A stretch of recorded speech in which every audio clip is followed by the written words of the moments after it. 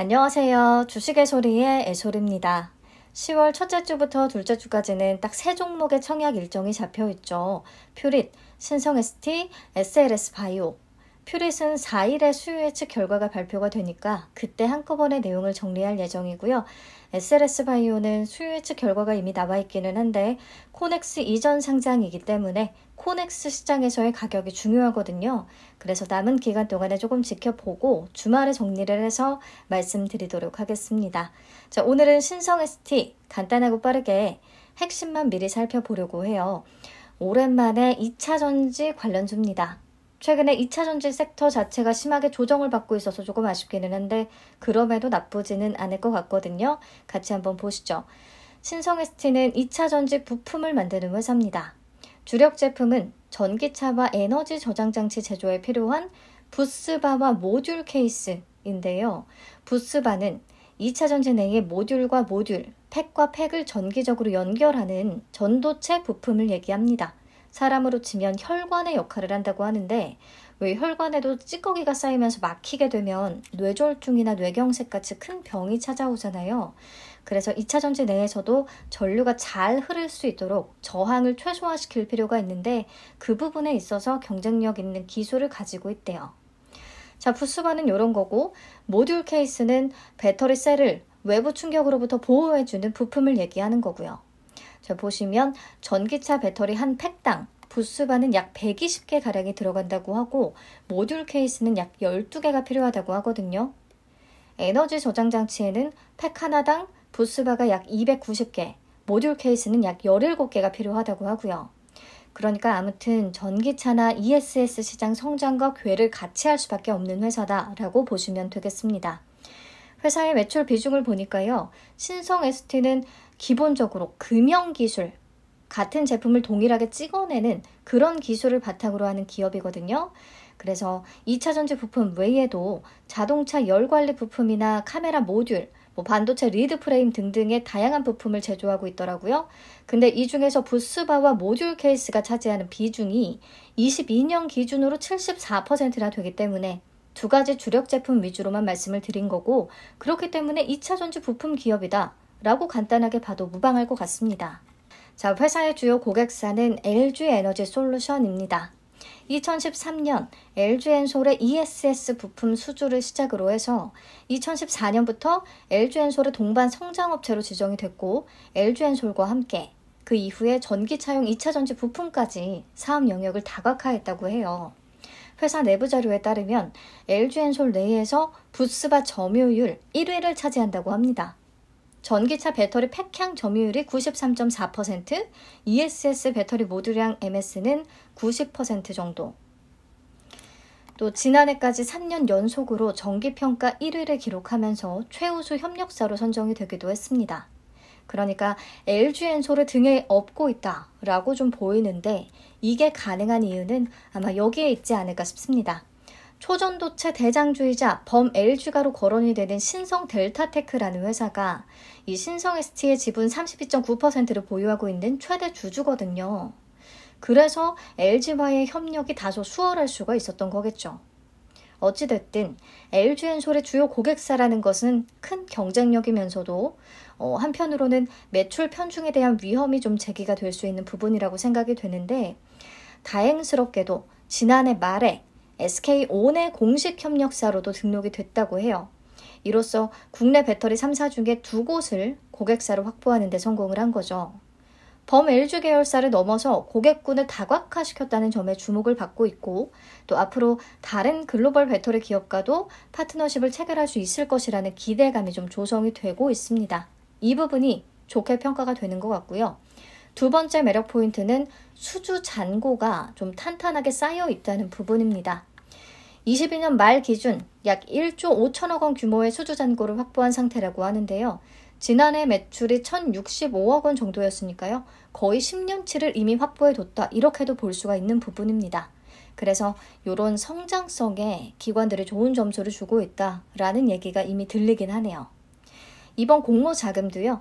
LG엔솔과 SK온 같은 배터리 고객사들과 함께 미국에 동반 진출하는데 절반가량을 쓸 계획이고, 나머지는 LG엔소랑 신규 배터리 모듈 케이스 양산에 대응을 하기 위해서 국내 생산 설비를 확충하는 데에 또 사용될 계획이거든요.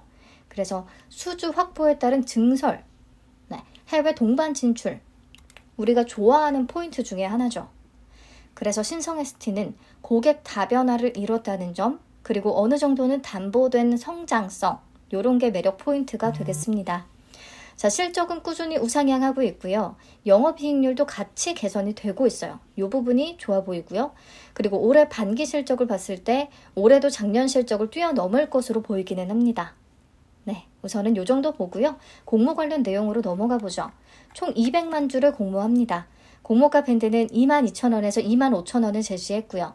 공모 규모는 상단 기준 500억 원, 시가총액은 약 2,262억 원 정도로 상장을 추진합니다. 소형 IPO는 아니에요. 청약은 10일부터 11일까지, 환불은 다행히 이틀이 소요되고요. 상장은 19일로 예정이 되어 있습니다. 미래에셋증권의 단독 주관이고요. 신주모집 100%로 진행되고요. 우리사조조합에 10%를 배정을 했는데 상단 기준 50억 원이고 직원 104명을 기준으로 1인당 평균 배정 금액이 약 4,800만 원, 조금 부담스러운 편이거든요. 그래서 미달이 발생할 가능성도 있긴 하겠습니다. 상장 직후에 유통 가능한 물량은 주식 총수의 26.8% 정도로 많지가 않은데요. 상단 기준 금액으로는 약 606억 원 정도가 됩니다. 그래서 규모 메리트가 있는 종목은 아니에요.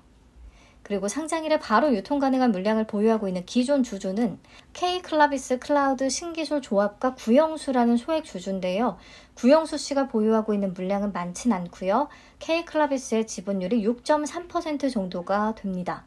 이 K클라비스는 2019년에 상환전환 우선주를 취득하면서 투자에 참여했거든요. 액면 분할과 무상증자를 반영한 투자 단가는 5,857원이 됩니다. 공모가 상단인 25,000원에 5분의 1 정도밖에 안 되는 수준인 거죠. 그래서 상장 후에 5배 이상의 차익을 거둘 수 있을 것이다 라고 보이고요. 특히나 원래는 구주 매출에 나설 예정이었다고 해요. 근데 구주 매출을 포기한 대신에 보유 수량의 일부는 2개월만 보유 예수, 일부는 이렇게 상장일에 바로 매도가 가능한 상태이거든요.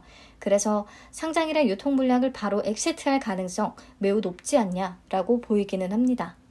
이 밖에 추가적으로 시장에 풀리는 물량은 없겠습니다. 넘어가서 공모가 어떻게 산정했는지 보시죠. 유사 기업으로는 신흥 SEC, 상신 EDP, 3기 EV, 영화테크, 자동차 부품 회사들 선정을 했고요. 평균 PER은 21.8배로 계산이 됐습니다. 23년 반기 연환산 순이익인 147억 원에 적용을 해서 현재 실적 기반으로 주당 평가가액을 산출을 했고요. 할인율은 37.78%에서 29.30% 적용해서 최종 공모가 밴드인 22,000원에서 25,000원을 산정을 한 겁니다. 밸류에이션을 비교해서 보시면 신흥 SEC, 상신 EDP보다는 신성 ST의 공모가 밴드 기준의 PER이 13.54배에서 15.39배가 되기 때문에 더 높기는 해요. 근데 올해 상장한 2차전지 부품주 3기 EV에 비해서는 매력적인 수준으로 보이기는 합니다. 아무래도 올해 상장했던 2차전지 부품주들 3기 EV와 알맥이 있기 때문에 이들과 가장 직접적으로 좀 비교가 되지 않을까 싶은데요. 알맥은 올해 반기 기준 손실을 기록했기 때문에 전체적으로 22년 순이익을 기준으로 PER에 좀 비교를 해봤습니다. 그러면 3기 EV는 25.03배, 알맥은 84.13배, 신성 ST는 상단 기준 24.32배가 되거든요. 이렇게 되면 3기 EV에 비해서 크게 매력적인 밸류가 아니기는 한데 2차전지 관련주들의 조정폭이 깊었다는 부분과 수주 잔고에 따른 앞으로의 실적 성장 가능성을 감안하면 현재 이 정도의 밸류는 저렴하다라는 평가가 대부분인 것 같습니다. 두 종목 모두 주가 하락폭이 꽤 큰데 이들에 비해서 낮은 PER이라면 공모가에 크게 욕심을 내지는 않은 것으로 보이긴 하네요. 자, 그래서 여기까지 오늘 내용을 간단하게 정리를 해보자면 사실 2차전지 섹터가 약간은 지금 맛이 간 상황이기는 한데 탄산 리튬 가격 하락에 따른 양극재 업체들의 수익성 악화 우려가 조금 우선적으로 컸고 전체적으로는 전기차 수요 둔화가 문제기는 하죠. 근데 최근에 2차 전지 조정을 반영하더라도 신성 ST의 가격 부담이 좀 덜한 상태고 수주 잔고에 따른 성장 기대감이 있기 때문에 수요 예측 결과가 잘 나오면 제 생각에 나쁘지는 않을 듯 합니다. 근데 규모 메리트가 떨어지기 때문에 수요 예측에서 확약 비율이 조금 중요하겠고요. 네, 수요 예측 결과가 나오면 다시 정리해서 공유하도록 하겠습니다. 배정 물량은 50만 주고요. 균등 물량은 25만 주가 되겠죠. 온라인 청약 시에는 모두 우대 등급에 해당하기 때문에 한도는 보시다시피 굉장히 널널합니다. 5만 주까지 가능하고요. 최소 청약 수량은 10주고요. 자, 수요 예측 결과는 10월 6일에 발표가 되니까요. 그때 다시 말씀을 드리도록 하겠습니다. 연휴에도 시청해주셔서 감사합니다. 어느덧 연휴 마지막 날이네요. 내일은 퓨릿 정리해 볼 거고요. 얘기했듯이 주말에는 SLS 바이오 정리해서 다시 찾아올게요. 안녕.